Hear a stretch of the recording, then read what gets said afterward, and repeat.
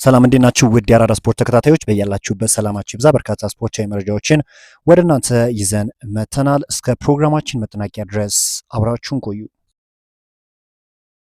ኢታን ዋኔሪ እንግዲህ ወደ ኦሎምፒክ ማርሴይ ለመቀላቀል ከስምምነት መድረሱ የሚታወቅ ጉዳይ ነውና የኢታን ዋኔሪ የማርሴይ የውሰት ክፍያ 1.5 ሚሊዮን ዩሮ ሲሆን ተጫዋቹ ጨዋታውን ባላደረገ ቁጥር በቅጣት መልክ ደግሞ የሚጨመሩ ክፍያዎች ይኖራሉ ተብሎ ይጠበቃል። እንግዲህ ኢታን ዋኔሪ በአርሰናል ቤት ይህን ያለ የመሰለፊያ እድልን ያላገኘ ተጫዋች እንደሆነ ይታወቃል። ሚካኤል አርቴታ በተጫዋቹ ላይ አሁንም ቢሆን እምነት አለው። ነገር ግን አሁን ባለው ሁኔታ ተጫዋቹ እንግዲህ ከአርሰናል ለመልቀቅ ተገዷል።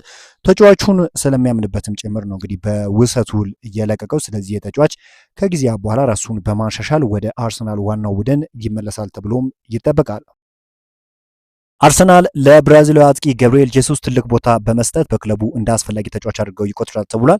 አርሰናል ጄሱስን አሁንም በዚህ የውድድር ዘመን ጠቃሚ አስተዋጽኦ ሊያደርግ እንደሚችል እርግጠኞች እንደሆኑ እየተገለጸ የሚገኙ እንግዲህ ከሜዳ ውጭ ተጉዞ በሳንሲሮ ኢንተር ሚላንን በገጠመበት ጨዋታ 2 ጎሎችን ማስቆጠሩ የሚታወቅ ጉዳይ ነውና የተጫዋች አሁንም ቢሆን በተለይም አንፕሬዲክቲብል ተጫዋች እንደሆነ ይታወቃል። እንደ ሌሎች ታርጌት የሚባል አይደለም። እንዲሁም በማንቸስተር ሲቲ ቤት በሌፍት ዊንግ ፍሮንት ቦታ ላይ ራሱ መጫወት የሚችል ተጫዋች እንደሆነ ይታወቃል። በክንፍ መስመር ላይ እንዲሁም ደግሞ በአጥቂ ስፍራ በ9 ቁጥር ቦታ ላይ መጫወት የሚችል ቨርሳታይል የሆነ ተጫዋች እንደሆነ ይታወቃል። ሚካኤል አርቴታም እንደዚህ አይነት ቨርሳታይል የሆኑ ተጫዋቾችን ደግሞ እንደሚወድ ይታወቃል። ልክ እንደ ካቨርትስ አይነት ባህሪ ቢኖረውም ይሄኛው ግን ብዙ ተጫዋቾችን መቀነስ የሚችል ተጫዋች እና ለየትኛውም ሲስተም አመች የሆነ ተጫዋች እንደሆነ ይታወቃልና ተጫዋች እንግዲህ በአርሰናል ቤት አሁንም ቢሆን የመቆየት እድል እንዳለው ነው እየተገለጸ የሚገኘው። ከዚህ በፊት የወጡት መረጃዎች እንግዲህ ተጫዋቹ ከአርሰናል ይለቃል ወይም አርሰናልን በክረምቱ የዝውውር መስኮት ከአርሰናል ጋር ይለያያል የሚሉ መረጃዎች ሲወጡ ነበር። ነገር ግን አሁን የሚወጡ መረጃዎች እንደሚጠቁሙት ከሆነ አሁንም ቢሆን ተጫዋች እንግዲህ በአርሰናል ቤት የመቆየት እድል እንዳለው ነው የተገለጸው። የጉዳት ዜናን በተመለከተ እንግዲህ በጣም መልካም ዜና የሚባል ወጥቷል ለአርሰናል ደጋፊዎች። ፒየሮ ሂንካፒ እንግዲህ ወደ ሙሉ ልምምድ ለመመለስ ተቃርቧል። ከዚህ በፊት እንግዲህ ለአርሰናል እንቅፋት የነበረበት ነገር ምንድን ነው? የስኳድ ዴፕሱ ጥሩ አለመሆኑ ነው እና የሆኑ ተጫዋች ጉዳት በሚያስተናግድበት ጊዜ አርሰናል ተደጋጋሚ ሽንፈቶችን ሲያጋጥመውና እንዲሁም ዋንጫው ውድድር ሲወጣ መመልከት ችለን ነበር። ነገር ግን አሁን በጣም ደስ የሚለው ዜና ፒየሮ ሂንካፒም ተመልሷል። ገብርኤል ማጋሌሽም እና ዊሊያም ሳሊባም እንግዲህ ሙሉ ለሙሉ በጤንነት ውስጥ ያሉ ተጫዋቾች ናቸውና ምንም አይነት ጉዳት አላስተናገዱም። እንግዲህ በኤሚሬትስ ማንቸስተር ዩናይትድን በሚገጥሙበት ጨዋታ ላይም ቋሚ ተሰላፊ ይሆናሉ ተብሎ ይጠበቃልና በመከላከሉ ረገድ አርሰናል እንግዲህ በጣም ጠንካራ ክለብ እንደሆነ ይታወቃል። ብዙ ጎሎችን አያስተናግድም።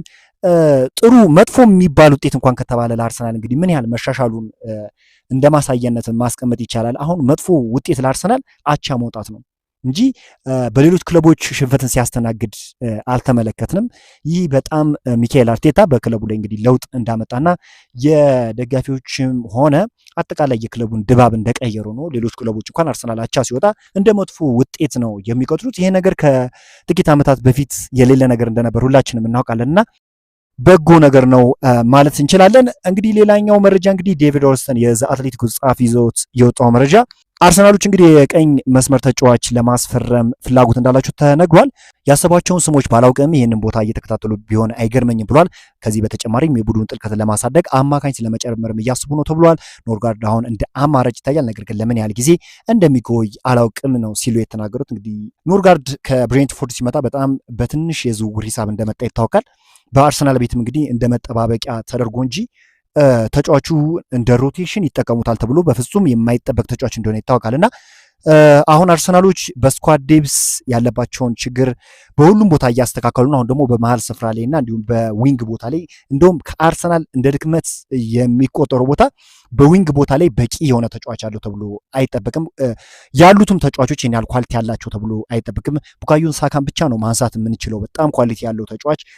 ጉዳት ቢያስተናግድ የሆነ ችግር ቢፈጠር በማጥቃቱ ረገድ አርሰናል ሲቸገር ተመልክተናል። አሁንም ቢሆን የጎል ዕድል በመፍጠር ላይ አሁንም ቢሆን መስተካከል ያሉባቸው ወይም ሊሰሩ የሚገባቸው ስራዎች አሉ። ታዲያ አሁን አርሰናል በዘንድሮ የውድድር ዘመን በቻምፒዮንስ ሊግ ብቻ እስካሁን በጣም ከፍተኛ የሆነ ገቢ እንዳገኘ የሚታወቅ ጉዳይ ነውና ይህንን ነገር እንግዲህ በክረምቱ የዝውውር መስኮት በጣም ታለንትድ የሆነ ተጫዋች ለማስፈረምና አሁን ያለውንም ጥንካሬ እንግዲህ ለማስቀጠል ሀሳብ እንዳላቸው ነው እየተገለጸ የሚገኘው። አርሰናሎች ለማስፈረም ከሚፈልጓቸው ተጫዋቾች ውስጥ በክረምቱ የዝውውር መስኮት ካሰባቸው ተጫዋቾች መካከል ጁሊያን አልቫሬዝን በእጩዎቹ ዝርዝር ውስጥ አስገብቷል። የእሱ ስም በእርግጠኝነት አብረዋልና እንደዚህ አይነት ተጫዋቾች ናቸው አርሰናል ሊቀላቀሉ እንደሚችሉ መገመት ይቻላል። እና በተጨማሪም አርሰናል የሚመጡ ተጫዋቾች ካሉ ደግሞ በአጥቂ መስመር ላይ ያሉ ተጫዋቾችን ለማስፈረም ቦታ ይኖራል ሲል ነው ዴቪድ ኦርንስትን የተናገረው። እንግዲህ ጁሊያን አልቫሬዝ ከዚህ በፊትም ስሙ ከአርሰናል ጋር ሲያዝ እንደነበረ እናውቃለን። ተጫዋቹ በጣም ታለንት ያለው ተጫዋች ነው። ከዚህ በፊት እንግዲህ በማንቸስተር ሲቲ ቤት በጣም ድንቅ እንቅስቃሴን ያስመለከተ ተጫዋች እንደሆነ ይታወቃልና አሁን አንድሪ ቤርታ አጠቃላይ የአርሰናል የበላይ አካላት እየሰሩት ያሉ ነገር በጣም የሚገርም ነው። ምክንያቱም ለአርሰናል የሚመቹ አይነት ተጫዋቾችን ነው እንግዲህ ወደ ክለባቸው ሲያመጡ እየነበረውና አሁንም እንግዲህ የሚሰሩ ስራ በጣም አስገራሚ ነው። ድንቅ የሆኑ ተጫዋቾችን በጣም ታለንት ያላቸው ተጫዋቾችን ለማምጣት በከፍተኛ ሁኔታ እየሰሩ እንደሆነ እየተገለጸ የሚገኘው ጁሊያን አልቫሬዝ እንግዲህ ከበርካታ ክለቦች ጋር ስሙ ሲያዝ ነበር። በአትሌቲኮ ማድሪድም በጣም ድንቅ ብቃታቸውን ከሚያሳዩ ተጫዋቾች ውስጥ አንዱ ነው። ጎሎችን ያስቆጥራል፣ እንዲሁም ደግሞ አንፕሬዲክትብል የሆነ ተጫዋች ነው። ወደ አርሰናል ቤት ቢመጣ እንግዲህ ስክት የሚል አይነት ተጫዋች ነው እና በአትሌቲኮ ማድሪድ ቤትም ይህንን አሳይቷል። እንዲሁም ማንቸስተር ሲቲ በጣም በዚህ ተጫዋች ተጎድቷል ማለት ይቻላል ይህንን ተጫዋች ሲሸጠው።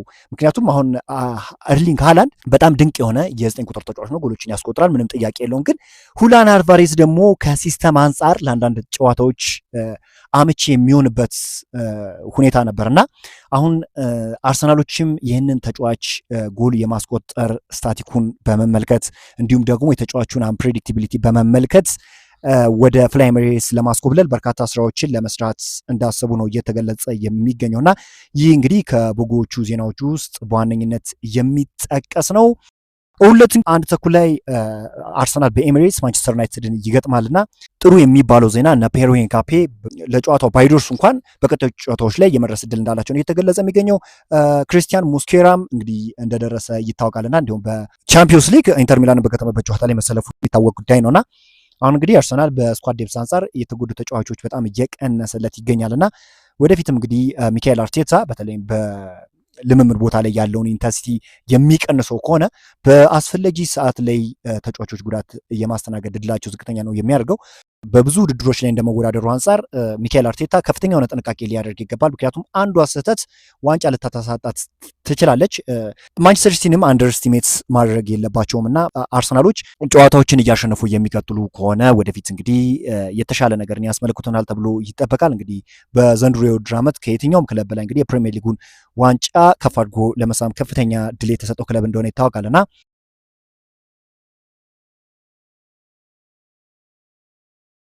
መልካም ውጤትን እንመኛለን። እናንተም እንግዲህ በእሁድ ዕለት ያላችሁን የውጤት ግምት አስቀምጡልኝ እላለሁ። በዛሬው ዕለት እንግዲህ አርሰናል የተመለከቱ ስፖርታዊ መረጃዎች ይመስላሉ። በአዳዲስ ስፖርታዊ መረጃዎች እስክንገናኝ ድረስ መልካም ሁሉ ተመኘው።